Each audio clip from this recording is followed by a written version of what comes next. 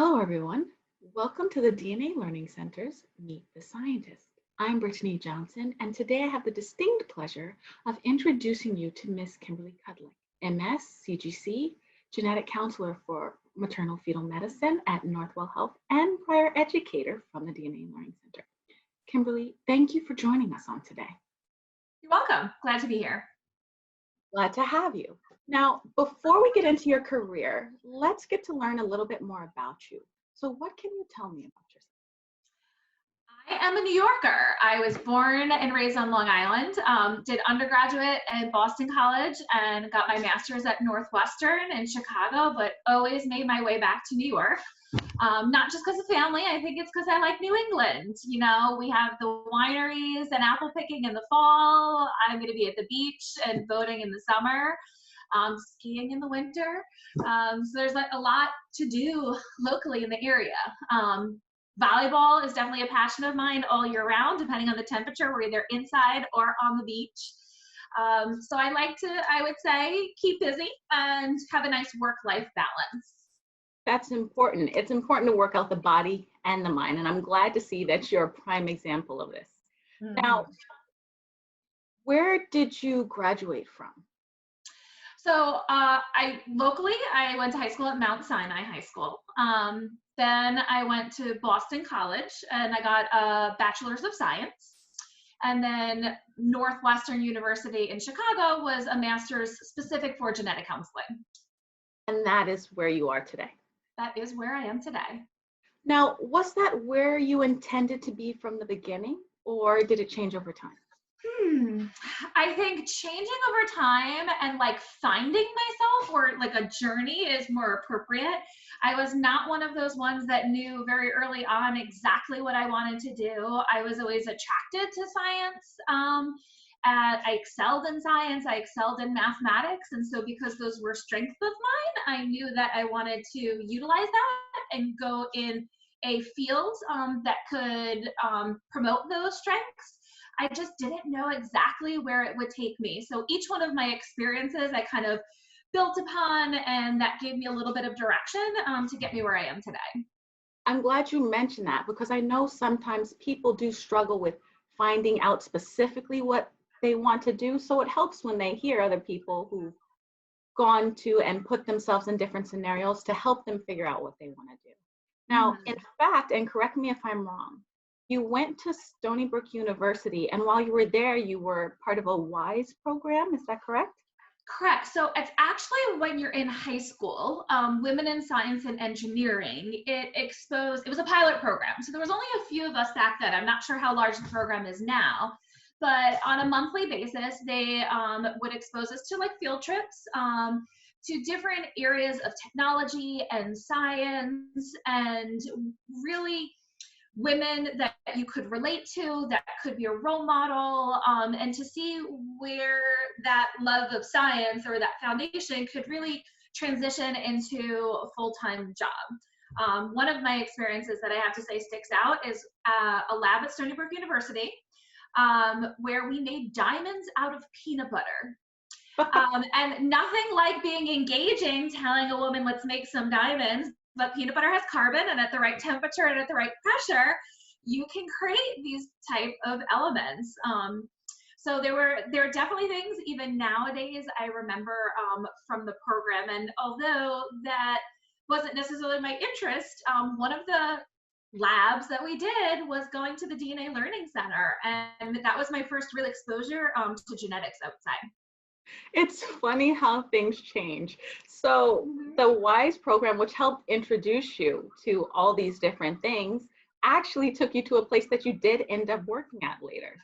I did. So when I went to undergraduate, I got my degree in science. I just didn't know if I wanted to take that into the teaching route or if I wanted to do genetic counseling, because it was kind of my senior year that I heard about the profession of genetic counseling, but I didn't know enough about it to kind of commit to apply to a master's program. And so I decided to take some time off, and that's where, like, there's nothing wrong with kind of exploring what the right direction is for you. And so I had a position as an educator at the DNA Learning Center, working with middle school students. And so it afforded me to stick with the genetics, but dabble in the education component to see which really path would work best for me. So would it be safe to say then that working at the DNA Learning Center actually helped you in figuring out where you ended up long term? It actually did. I have to say, it was one of those kind of pivotal life moments that we all have. That's so awesome. I'm glad that the Learning Center was able to help you on your journey. Now, thinking back, what is one thing you would have to say that you miss about working at the Learning Center? I miss the office. I don't know if it's changed, but it was very collaborative. All the educators were in like a grand room. And although it's nice to have my own private office right now, it's a little bit more isolating. If I want to collaborate with other counselors or physicians that I work with, I kind of physically have to find them. There was just an environment at the Learning Center where you didn't have to take that next step. And then I'd say the other thing that I liked at the Learning Center was the creativity, the development of new labs, or even like working on the newest, I know we have like a museum tour there. That I don't necessarily have in my role right now. And so those were definitely good times. Well, I can let you know that the office is still the same and we're still in the process of creating new things. That's what you're doing right now and helping us in this episode of Meet the Scientist. Now, let's spend a little bit of time on your career. So what does a day in the life of a genetic counselor look like? I would have to say it depends on the counselor and what their role is, because even since I've been practicing, the work environments have expanded tremendously. And I think that's really a byproduct of technology advancements as well. When the field originated, it was basically just clinical counselors. You were in the hospital, had direct patient care. Now we have counselors that are working in laboratories, which are looking at raw data, creating reports, curating variants, or they're working for labs and they're more like a rep, or they're going into the physician's office and they're acting more like a liaison, educating the physicians on the appropriate tests and who it would make sense for. You have genetic counselors in public health. There was a position I saw once advertised by the New York Medical Examiner because they were doing genetic testing on cases of sudden cardiac death to see if there was any hereditary cardiomyopathies or cardiac diseases, and then actually doing cascade testing for the living family members so that they were aware of their risk and to try and prevent further deaths. So for me personally, I'm clinical. Okay. You also now see a shift where it used to be like you were just prenatal or you were just pediatric or adult counselors, but a lot of counselors now are specializing within individual departments. So I work at Maternal Fetal Medicine, so I just do high-risk pregnancies, abnormal blood work, abnormal sonograms, and the physicians that I work with have set up my position, because my position was created about 6 years ago, that they want, if there's any issue in a pregnancy, the patient to essentially be seen either immediately or within 24 to 48 hours. Now that's very different than if you have a pediatrics referral where currently the wait list in some clinics could be like 2 or 3 months for somebody to be seen. So the way my schedule is blocked off is I only really have 3 patients, I'd say on average, a day booked. We do get to spend an hour with each patient. And then the rest of the day is for quote unquote add-ons. So any referral that we get, we do a lot of just routine ultrasounds and things come up unexpectedly. So instead of the past, getting a phone number to call a genetics office, taking a few days to get in, then if you needed a follow-up procedure, a few days to get back to the hospital, it's pretty much done right away. And it's been a really good benefit for the patients, and we had some great feedback. So for me, I'd say it's a little chaotic. I cannot tell you what the next day will bring. Some days it's very calm and what the patients are scheduled is all I see. And then sometimes you have more than one doctor coming at you saying, I need you to take care of this. And it's a juggling act. But I like the chaos on some level because it's never a dull day. And it still gives you some of that creativity that you miss. So that's definitely good. And absolutely, I'm sure that your clients love the quick turnaround of being able to see someone as soon as it's necessary. Now, why did you choose to become a genetic counselor? So I think it's because I had the love of genetics, but I wanted more of the human interaction and personal experience. As much as I do appreciate and kind of like being in the lab, I found it a little monotonous. Um, and I didn't like the idea of creating experiments or having ideas or projects that were years on end. So there's almost like an immediate gratification when you're working with patients. You see the benefit that you're having right then and there. And I felt like, it actually comes down to like going back to working at the Learning Center. You are taking the general population and you're basically exposing them to an area that you're very familiar with. And whereas if you were in the lab or you're just researching, you're basically interacting with individuals that have kind of the same love that you do in perspective. And I just like sharing it with other people. So your favorite part of what you do, is it your ability to share your knowledge with others, or is it something different? I'd say it's helping couples through a difficult time and being a resource. Creating clarity, I think is what I like the most, because it's not that we're taking the place of physicians. They still meet with physicians, but often physicians don't have a lot of time to spend with them, and we have much longer. After they're gone, they're constantly calling us and we're interpreting results for them. So we're just like a resource that can get them through this time and walk with them along this path. And sometimes physicians just don't have the time or the training to do so, because part of what genetic counselors are trained to do is explain things in a manner that's comprehensible to where that patient is coming from. And I know that patients and clients and people in general definitely want clarity when it comes to things that are uncertain. So you are definitely providing a necessary service. Now, in your journey, were there any obstacles that you went through and had to overcome? And if so, how did you overcome them? I don't know if it's personally, but more professionally, there's been some obstacles for genetic counselors, I would say. The biggest hurdle, I'd say professionally, right now is how insurance carriers view our profession. So things as simple as like what type of rights you have in electronic medical record. So certain physicians can place orders, nurses can place orders, and then they just get checked off and reviewed by a physician. But we don't even have the ability to do that. Reality is we're discussing these tests with the patients, we're making the recommendations on behalf of our physicians, but then the physician has to kind of do the next steps kind of on their own. And then it always gets tied into like reimbursement.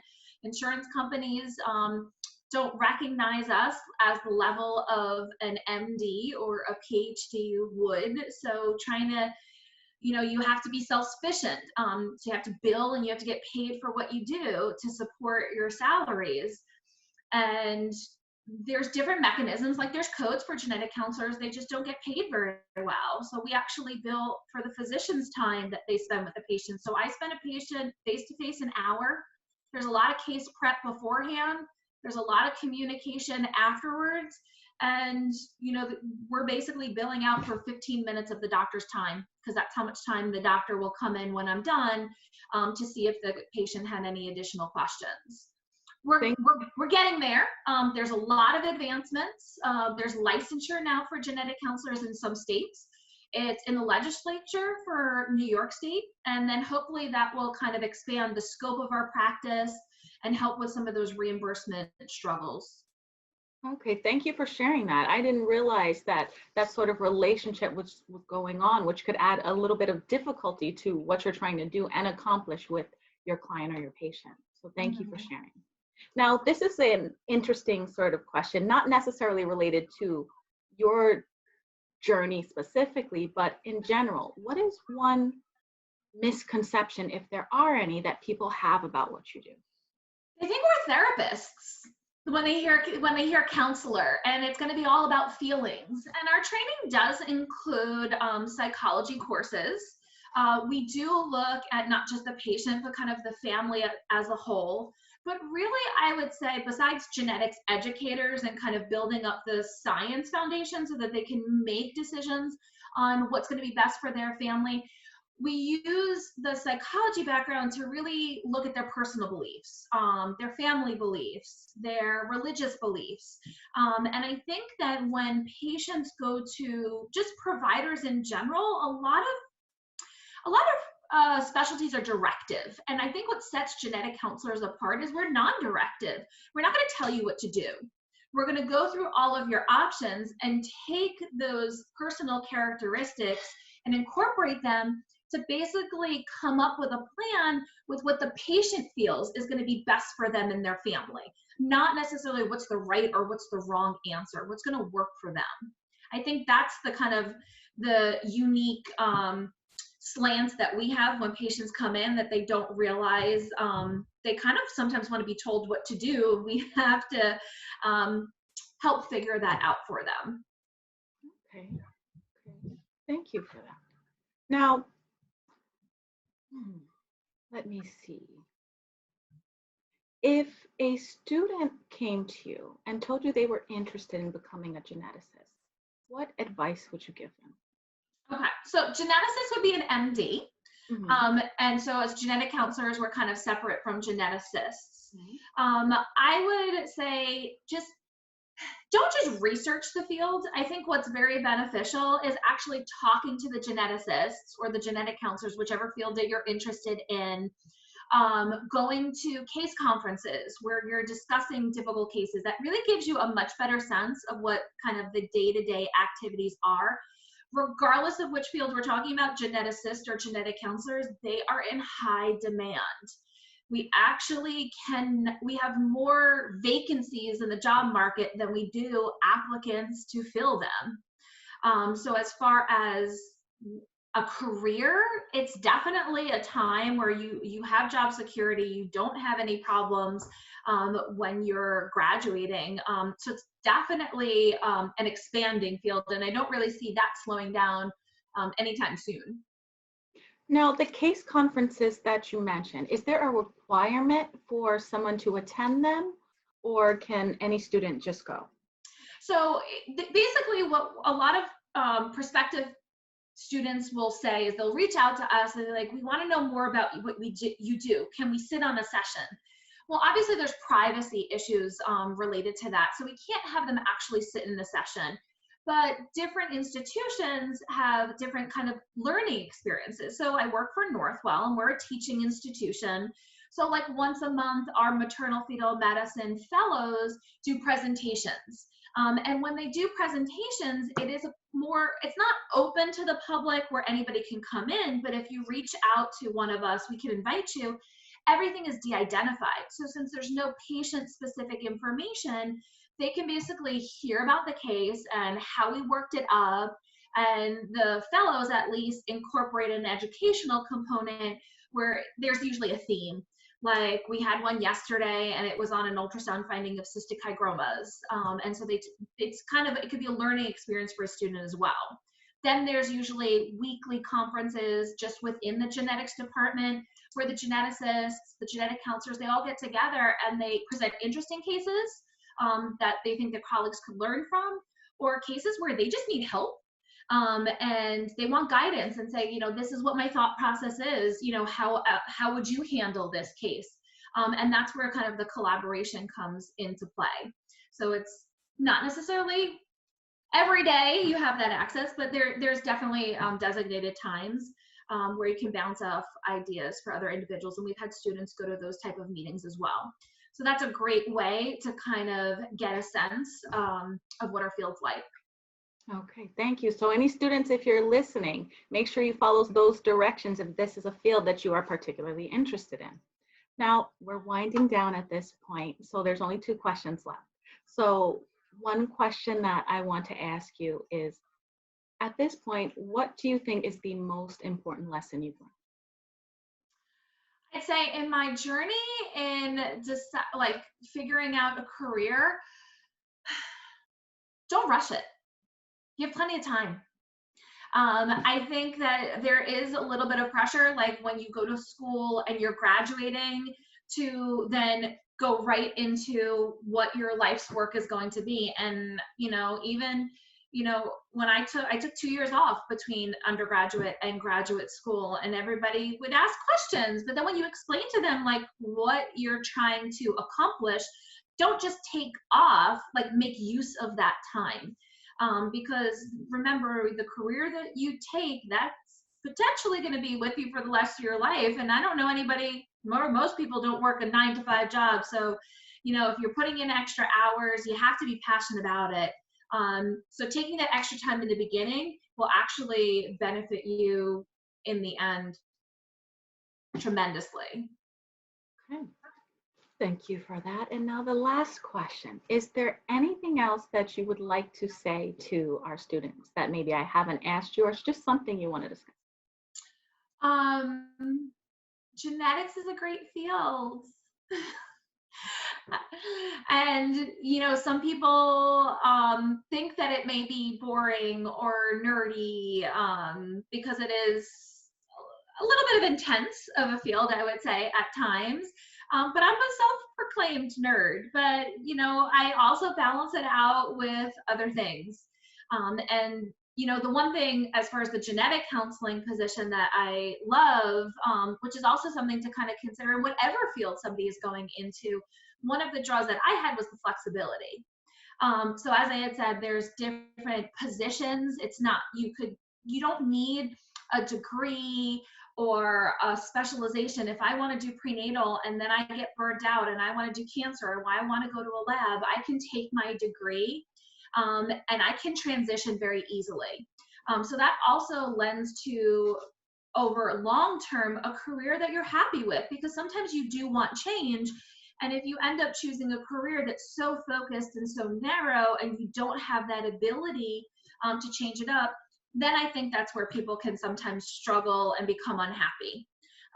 So being passionate and finding a position that somebody will pay you to do what you love. And I think flexibility will get you 20, 40 years down the road. So flexibility is key, and going after what you want to do, but giving yourself room to decide if this is the right path for you. Exactly. Excellent advice. Thank you so much. So at this point, I think that's all the time we have. Thank you so much, Kim, for sharing with us on today. You're welcome. I'm glad that I could join you. And we're glad to have you.